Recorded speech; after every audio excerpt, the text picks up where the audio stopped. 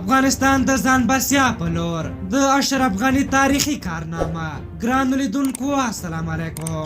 افغانان چې کلونه په جګړو کې تیر شول د تجارت له نوو کیسو سره نه و بلد او تر ډیره دا فکر کېده چې افغانستان په وچه کې راګیر هیواد دی، د نورې نړۍ سره تجارت ناممکن دی او همیشه به د ګاونډیو محتاج وي او تجارت به تر ګاونډیو منحصر وي. خو اشرف غني چې د نړۍ په ګڼو ډګرونو کې لوبېدلی، ډیر لوړ فکر یې کړی او نوې لارې راوړاندې کړې چې یو پکې هوایي دهلیزونه و چې ډیر یې حتی له نامه سره هم نه و بلد او غني د هوایي دهلیزونو له لارې د صادراتو خبره وکړه. بیا وروسته ځینو داسې فکر وکړ چې د غني د هوایي دهلیزونو کیسې لکه هوایي پاتې شوې. خو اوس تازه خبر دا دی چې د سوداګرۍ وزارت ویلي یوازې تیره میاشت د هوایي دهلیزونو له لارې د سلو پروازونو پر مټ د 40 میلیونو ډالرو په ارزښت 1061 ټن افغاني محصولات د نړۍ بیلابیلو هیوادونو ته صادر شوي دي.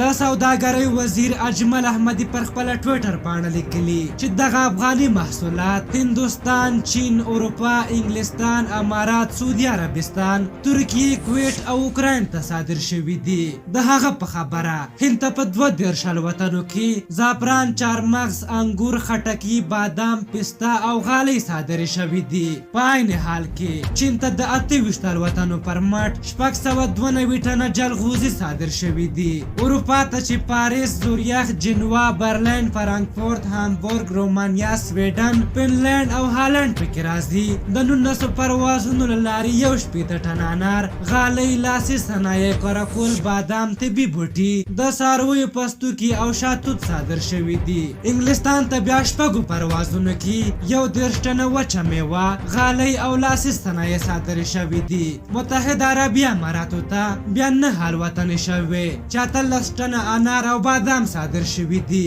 عربستان ته 2 پروازه شوي چې 15 ټنه انار او وچه میوه صادره شوې ده. ترکیه ته هم 2 پروازه شوي چې د څارویو 4 ټنه پوستکي صادر شوي. کویټ ته بیا 1 پرواز شوی چې 2 ټنه غالۍ صادرې شوي دي او اوکراین ته هم 1 پرواز شوی دی چې 1 ټن غالۍ لیږدول شوي دي. اجمل احمدي ټینګار کړی چې د هوایي دهلیزونو له پیله تر دې دمه 1000 الوطنې شوې چې 10,000 ټن افغاني محصولات یې د 220 میلیونو ډالرو په ارزښت نړۍ ته صادر کړي چې دا د افغانستان په تاریخ کې ښایي لومړی ځل وي چې دومره صادرات کیږي. د هوایي دهلیزونو ترڅنګ بیا په چابهار او نورو لارو هم ګڼ افغاني توکي له هیواده بهر صادر شوي چې دا په اقتصادي ځان بسیا کې ډیر غټ او مهم رول لري. په هر حال تاسو د دغه موضوع په هکله څه نظر لرئ؟ خپل نظرونه م راته په کومنټ کې ولیکئ. که زموږ ویډیو مو خوښه شوې وي ضروري لایک کړئ. تر بلې ویډیو مو په لوی او بخښونکي خدای سپارم. د الله په امان.